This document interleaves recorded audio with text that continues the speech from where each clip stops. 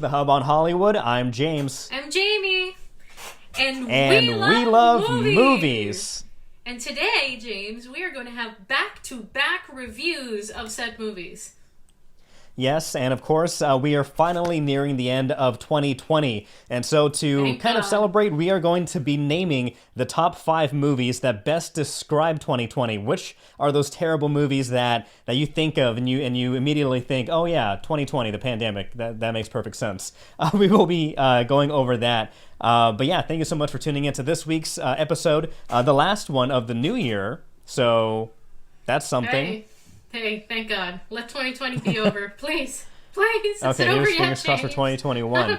But yeah, fingers crossed that if you're watching us on Facebook or YouTube, please subscribe, please like, please follow, and give us a like, give us some love. You can also listen to us on any of the major podcasting streaming services, including Apple Podcasts, Spotify, and iHeartRadio. And you can also find us on social media at Hub on Hollywood, on Instagram and on Twitter, also on Facebook. So give us some love, give us some shares.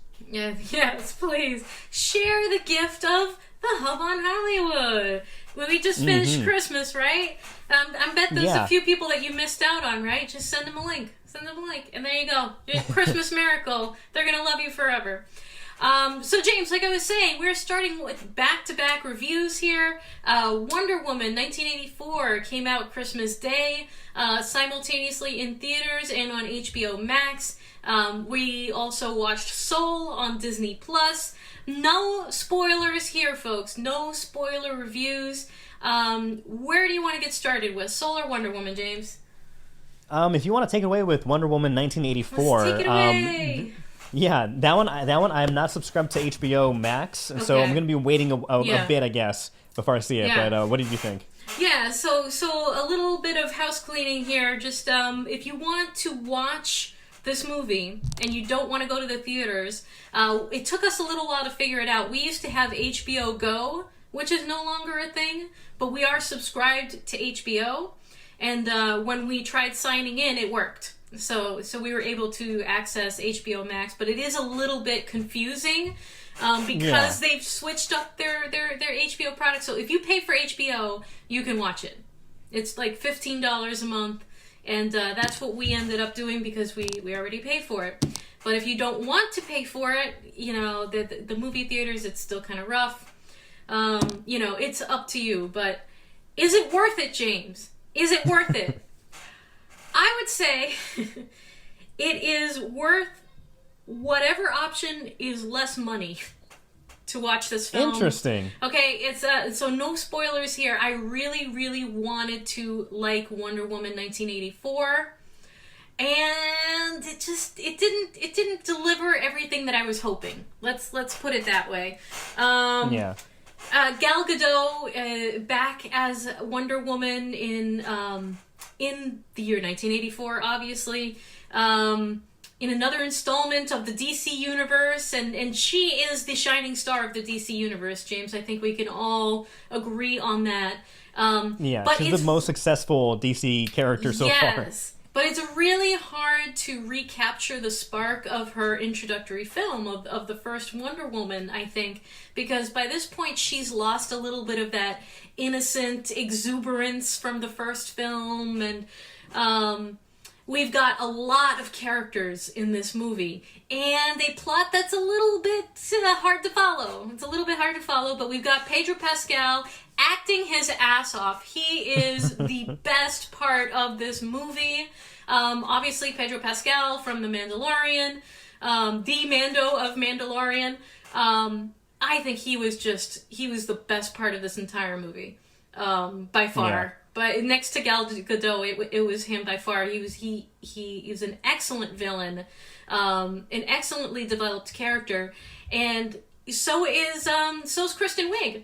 The only problem here is, James, there's just too many villains. There's just too many characters. Everybody is well developed, but it takes time. It slows the movie down, and so just be prepared for a slower paced film than the trailer maybe would have led you to believe. That's all. So let me ask you, what did you think about Kristen Wiig's character and her villain, Cheetara or Cheeto? Yeah. What was it believable? Because I know the Yeah. main concern was like CGI and how how that character's portrayed.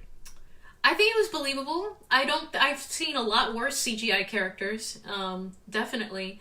I think it was well done, actually. It was well done. It's just, like I said, they spend too much time on too many characters and the story goes slowly. But I think that Kristen Wiig did an acceptable job. She did a good job. She did, just fine. It didn't blow me away, but it was a good character. It was a solid character. Pedro Pascal, amazing. Gal Gadot, good. Chris Pine is back.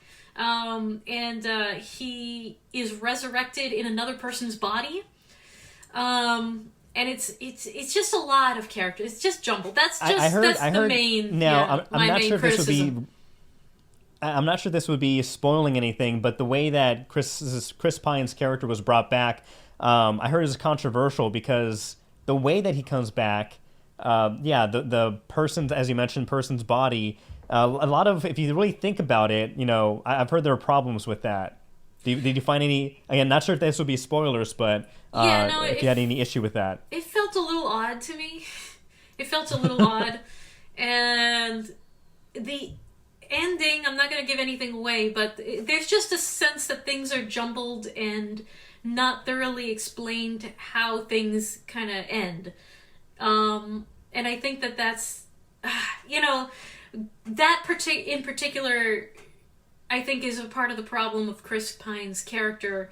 It's just jumbled. It's jumbled. There's too much going on.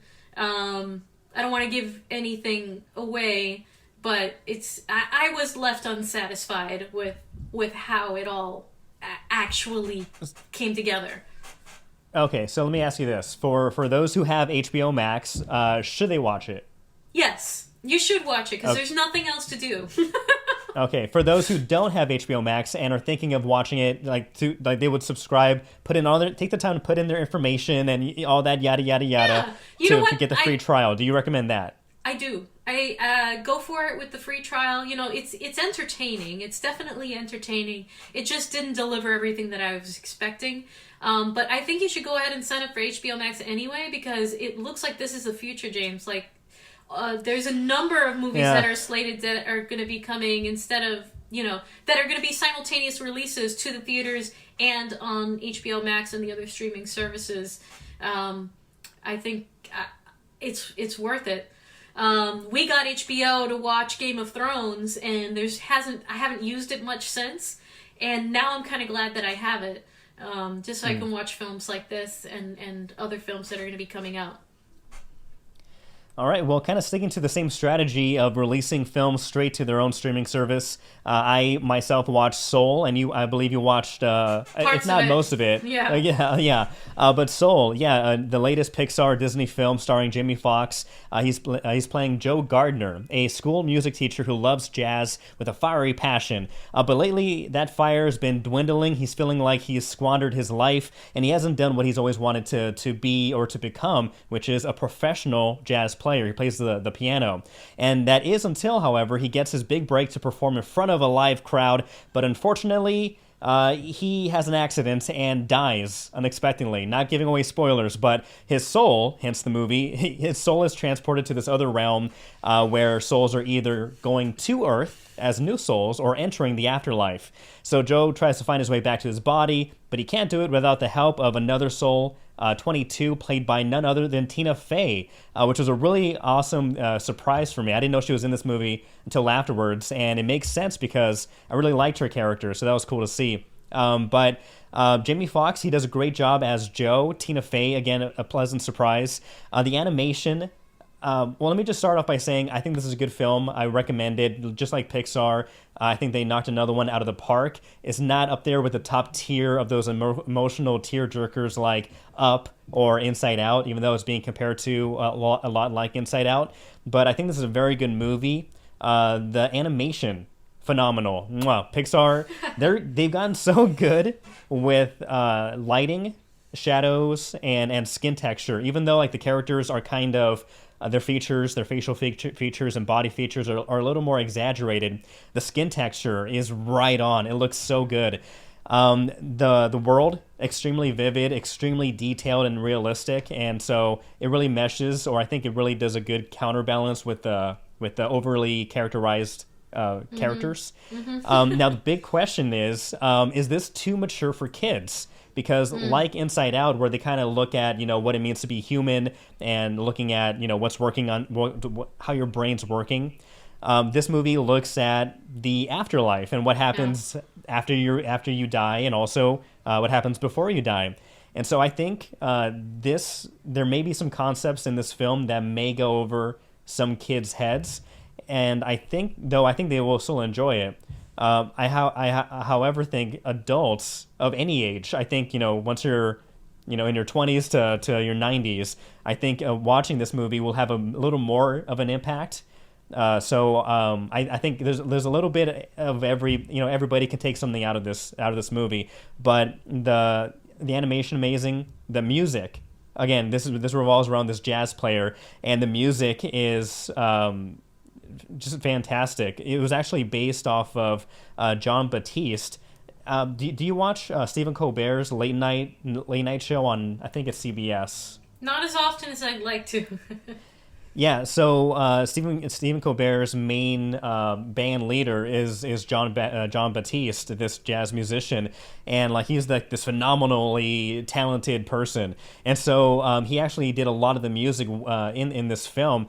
And one cool thing about this movie, which I really found interesting after watching it, was that a part of his own life is incorporated in the film, because in the film, Joe, again, he's teaching students how to play music, and he's talking about this, you get in this zone, just like any passion that anybody has, whether that's photography or archery or anything, whatever your passion is, when you're in that zone, you get floated away into another world, and the character describes when he fell in love, which was exactly how Jon Batiste fell in love with jazz.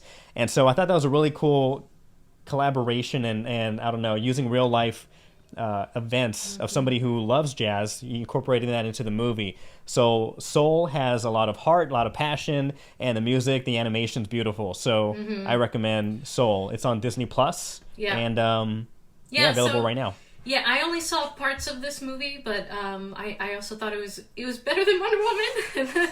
I was like, this is much more satisfying. But they take on a very hefty kind of goal here. They're trying to explain the meaning of life itself in a Pixar movie.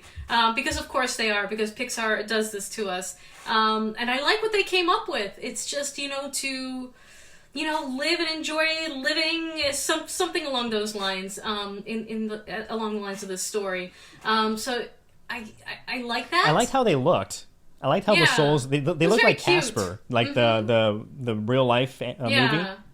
Yeah, it looked like that kind of Casper texture, which I thought looked cool. Yeah. So I wanted to ask you, James, what is the meaning of life? The meaning of life is to enjoy it. Enjoy the gift of life, because it is such a rare anomaly in the universe, in the grand scheme of things. And so appreciate it. Share, like, retweet. We figured it out. It's the meaning of life. Yes. Here on the Actually, the meaning of life is liking this video. So like this video, please subscribe. That's the meaning of life. I take everything your purpose.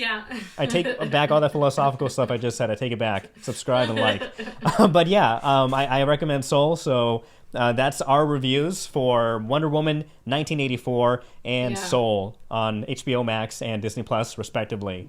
But yeah, thank you so much for watching. Again, as we've just been trying to plug ourselves, please subscribe, please like. Again, if you are watching us but want to take us on the road or on the run, you can listen to us on any major podcasting streaming services. Also follow us on Twitter and Instagram, Facebook as well. All this stuff. Hub on Hollywood. We're there waiting for you. Because we got nothing else to do. So James, we've talked about the last great movies of 2020. Yes. The year is finally coming to an end.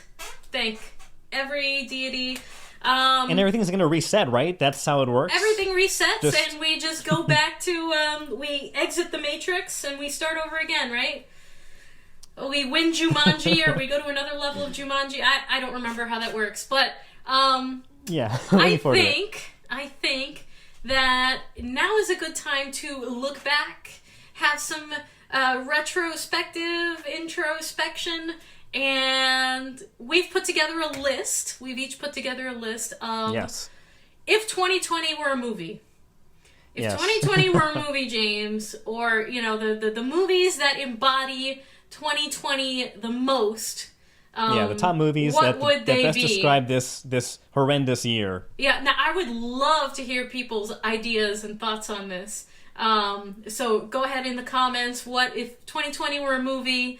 What are your top picks? But James, let's start with some of yours, and we'll get into some of mine.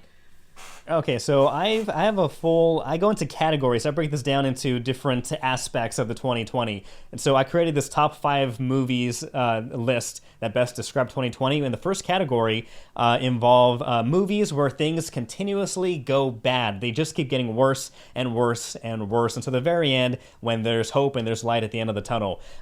First movie, Planes, Trains, and Automobiles, starring Steve Martin, who plays Neil Page, a man who struggles to travel home for Thanksgiving with a lovable oaf, played by none other than John Candy. Now, anything that can go wrong for Steve Martin does go wrong as he tries to fight his way through the elements, through the obstacles, and of course, John Candy's character, who can be a lot. Admittedly, he can be a lot. Also in this category, I included The Game, starring Michael Douglas. Have you seen that one?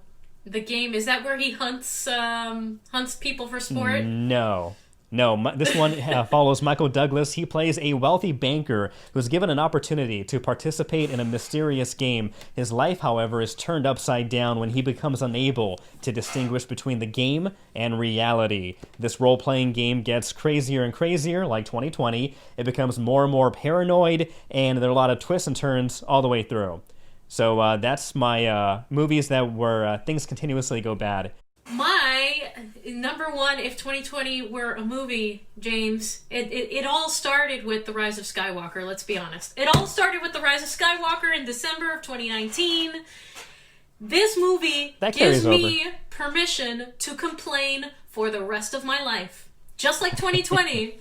Just like the year 2020, I have permission to complain a Star Wars fan complaining? the rest of my life about Star Wars, The Rise of Skywalker. And that was sort of like the harbinger of destruction. That was like the first volley in the war and the attack. I don't know. Just get some more mixed metaphors in there for how unsatisfying and horrible and that was as an ending for the Skywalker. What do you call it? It's not a trilogy. What do you call it when it's 9 movies? A quantology. Saga. Yeah, whatever. We'll take that. So, my other pick for if 2020 were a movie that I felt very, very strongly about, that I will also complain about for the rest of my life, Indiana Jones and the Crystal Skull. James, my husband almost left me, okay? My husband almost broke up with me after that movie. It was bloated, fake, infuriating, the special effects, the story, everything about it. Not even Harrison Ford, my secret imaginary elderly boyfriend, could save it. So, yeah, Indiana Jones and the Crystal Skull and The Rise of Skywalker are 2 of my picks for if 2020 were a movie. Let's go back to you, James. Back to you. All right, so the next category. This one is a character or characters who deal with self-isolation. And for my first pick, The Martian, starring Matt Damon. Matt Damon's character, he plays an astronaut who becomes stranded on Mars after his team assumes he's dead following a massive dust storm. He is left alone by himself, but he must rely on his ingenuity to find a way to signal Earth and to show that he's still alive. And also in this isolation category, Castaway, starring Tom Hanks. He plays a FedEx executive who undergoes a physical and emotional transformation after crash landing on a deserted island. And I think Tom Hanks was ahead of his time with all these packages, because that's all we did. We just sent our packages for Christmas and rely on delivery now. But yeah, that's what I got. Yeah, he does leave the one package like unopened until the end, and maybe we should do that, James. Just leave one random package unopened until the end of the pandemic, and then open it and see if it would have helped us. I think one of the creators of that movie actually said that in that box was actually a satellite phone that would have been able to rescue Tom Hanks. But that would have been interesting. He should have opened it. Why don't you go one more, and I'll go two more also. Okay, so kind of following again the 2020 theme, trapped inside a computer. Do you feel like you've been Zooming everybody? Yeah, we all have.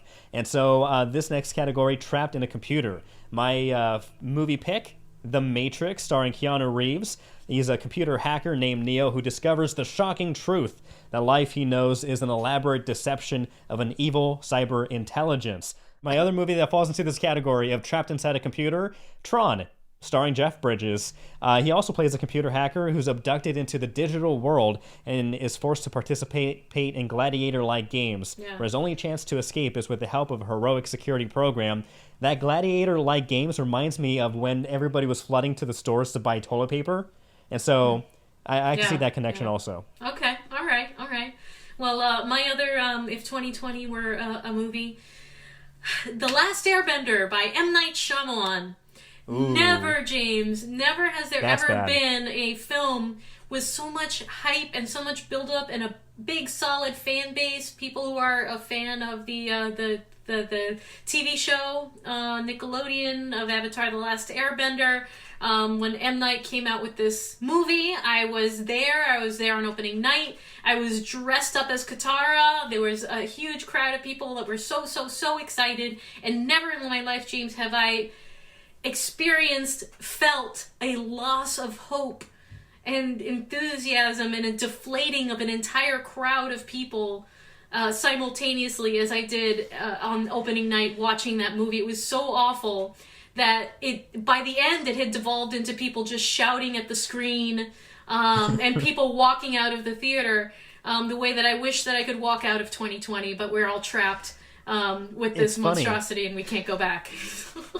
It's funny because I when that movie came out, I still hadn't seen the animated series, and so but I had heard the backlash and the anger and how terrible this movie was, and so I actually watched the M. Night Shyamalan movie first, and even not knowing what the animated series, you could tell it's a terrible movie. The acting is all over the place, and then it wasn't until I watched the actual TV series show that I realized how many things they got wrong about it. And again, simple things that shouldn't be like name pronunciations. Simple name pronunciations and name characters. They changed Aang's character. Like he went from this happily bubbly, go lucky kid to just dark and morose and depressed. And they called him Ung. Okay, and so there was a guy behind me in the theater at the end. He was just yelling, "His name is Aang! His name is Aang!" Like, yeah, everybody's like shouting. It was awful. Oh my god. It was awful. Yeah, that's a bad one.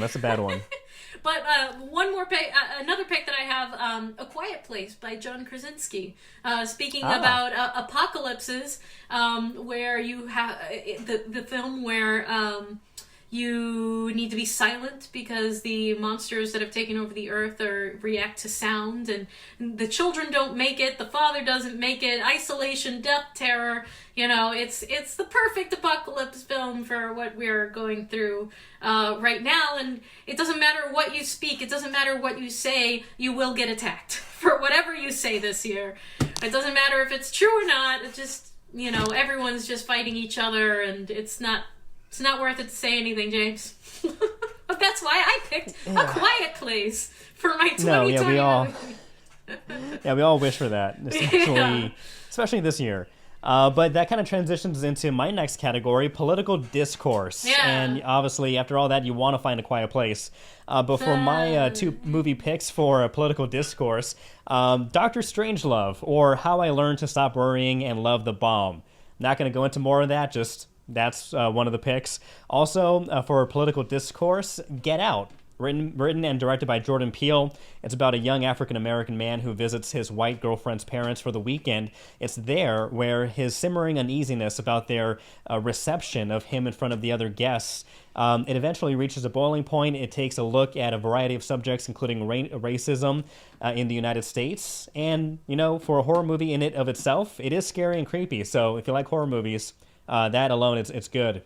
And my final category, world-changing. And I thought this was appropriate and kind of end on a lighter note, but world-changing, I pick Avengers Endgame. Basically, Really? we find Earth, 50% of the population annihilated by Thanos' snap. People are trying to get back to their feet, survive in the new normal. Meanwhile, there are heroes trying to correct the mistakes of the past.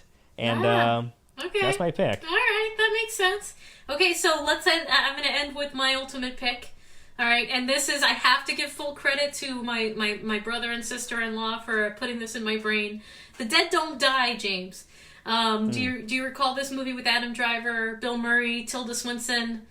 I actually saw that. I really wanted to see it because the trailer is amazing, but I did not get around to it. Oh my gosh, please watch it. Please watch it. Oh, okay, but I'm sorry. Cover your ears because I'm going to mention a spoiler or two. Oh, goodness. Just take it out. Oh, no. No. I can still hear you. Wait. Okay, so I just won't mention the spoiler part. But, you know, it's zany, it's unpredictable, it's insane, and, you know, it's about a zombie apocalypse. It's just it's a new twist on a zombie apocalypse, and it's very dry humor, which I love. And Adam Driver's character is constantly saying, this is not going to end well, this is not going to end well, to which Bill Murray asks him, how do you know that? And Adam deadpans, because I read the script. So there's a breaking of the fourth wall, third wall, whatever wall there. I love this movie. But what gets me is even after reading the script, after knowing how their own film is going to end, they go careening towards this violent apocalyptic end anyway, much like the way that we know how to stop the pandemic, and yet everyone's like, I can't wear a mask. And we all go careening towards the horrible, violent, apocalyptic ending, just the way that they do in this film. And, okay, so I won't mention this part, but Tilda Swinton's character does something very unique, at the end, and, you're just kind of like, yeah, sure, why not? Because nothing surprises us anymore, and nothing in 2020 surprises us anymore either. So it's just, The Dead Don't Die is my ultimate if 2020 were a movie pick. The only difference is we would get to hang out with Adam Driver, and I would take that any day. I would take that apocalypse if I got to hang out with Adam Driver to the end. So. Well, now I'm going to be watching that movie very soon. Thank you for reminding me. Because, yes. When the trailer came out, I really wanted to see it, but never got around to it. Yeah. But let us know what your 2020 movies are, that, you know, your top movie lists for what a year. So let us know down below. But again, thank you so much for tuning in and listening. Follow us on Twitter, Instagram, Facebook at Hub on Hollywood. Yeah, exactly. And what is your 2020 movie pick? I'm really, really interested. I want to know. Share it with us and we'll comment back. We love chatting with people. Until next week, James. I'm Jamie. I'm James. Bye. See you next time.